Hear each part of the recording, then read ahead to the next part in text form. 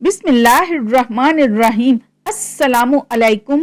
حضرت عبد المطلب کے تمام بیٹوں میں سب سے زیادہ باپ کے لاڈلے اور پیارے حضرت عبداللہ تھے، چونکہ ان کی پیشانی میں نور محمدی صلی اللہ علیہ وسلم اپنی پوری شان و شوکت کے ساتھ جلوہ گر تھا، اس لیے حسن و خوبی کے پیکر اور جمال و صورت و کمال و سیرت کے آئینہ دار اور افت و پارسائی میں یکتائے روزگار تھے۔ قبیلہ قریش کی تمام حسین عورتیں ان کے حسن و جمال پر فرفتہ اور ان سے شادی کی خواستگار تھیں، مگر عبد المطلب ان کے لیے ایک ایسی عورت کی تلاش میں تھے جو حسن و جمال کے ساتھ ساتھ حسب و نسب کی شرافت اور افت و پارسائی رکھتی ہو، میں بھی ممتاز ہو۔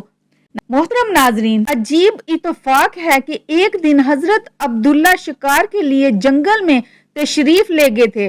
ملک شام کے یہودی چند علامتوں سے پہچان گئے تھے کہ نبی آخر الزمان کے والد یہی ہیں، چنانچہ ان یہودیوں نے حضرت عبداللہ کو قتل کرنے کی کوشش کی۔ اس مرتبہ بھی یہودیوں کی ایک بہت بڑی جماعت مسلح ہو کر اس نیت سے جنگل میں گئی کہ حضرت عبداللہ کو تنہائی میں دھوکے سے قتل کر دیا جائے گا، مگر اللہ تعالیٰ نے اس مرتبہ بھی اپنے فضل و کرم سے بچا لیا۔ عالم غیب سے چند ایسے سوار نمودار ہوئے جو اس دنیا کے لوگوں سے کوئی مشابہت ہی نہیں رکھتے تھے۔ ان سواروں نے آ کر یہودیوں کو مار بگایا اور حضرت عبداللہ کو بحفاظت ان کے مکان تک پہنچا دیا۔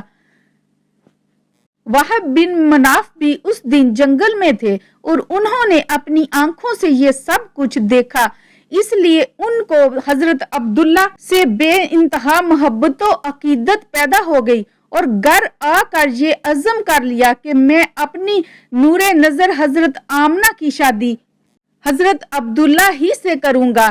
چنانچہ اپنی اس دلی تمنا کو اپنے چند دوستوں کے ذریعے انہوں نے عبد المطلب تک پہنچا دیا۔ اللہ کی شان، عبد المطلب نے اپنے نور نظر حضرت عبداللہ کے لیے جیسی دلہن کی تلاش میں تھے، وہ ساری خوبیاں حضرت آمنہ بنت وہب میں موجود تھیں۔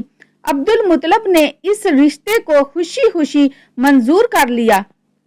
چنانچہ 24 سال کی عمر میں حضرت عبداللہ کا حضرت بی بی آمنہ سے نکاح ہو گیا اور نور محمدی صلی اللہ علیہ وسلم حضرت عبداللہ سے منتقل ہو کر حضرت بی بی آمنہ کے شکم اطہر میں جلوہ گر ہو گیا، اور جب حمل شریف کو 2 مہینے پورے ہو گئے تو حضرت عبد المطلب نے حضرت عبداللہ کو کھجوریں لینے کے لیے مدینہ بھیجا یا تجارت کے لیے ملک شام روانہ کیا۔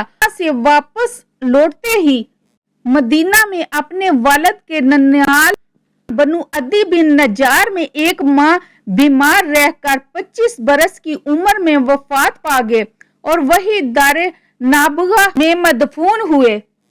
ایک روز حضرت عبد المطلب خانہ کعبہ میں حجر اسود کے پاس بیٹھے ہوئے تھے، ایسے میں ان کے پاس نجران کے عیسائی آ گئے۔ ان میں ایک پادری بھی تھا۔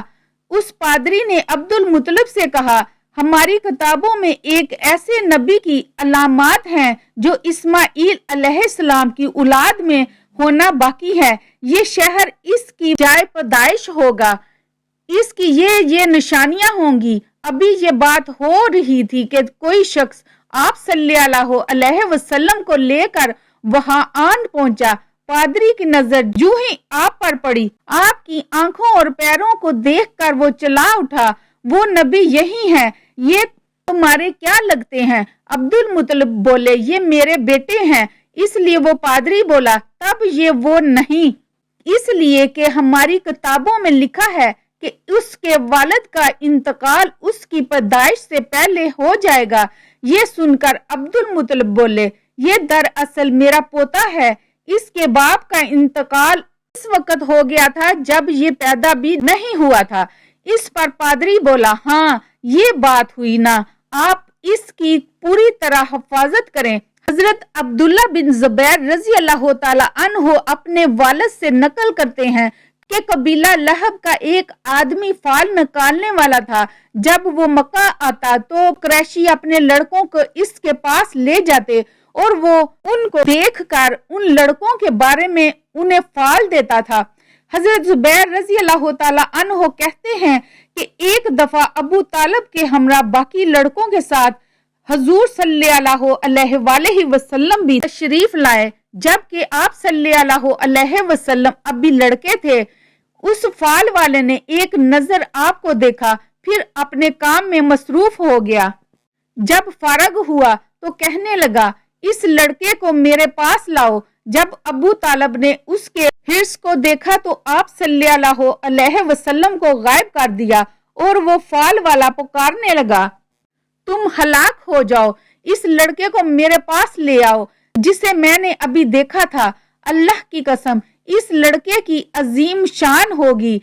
اس کے بعد ابو طالب آپ صلی اللہ علیہ وسلم کو لے کر وہاں سے چلے گئے۔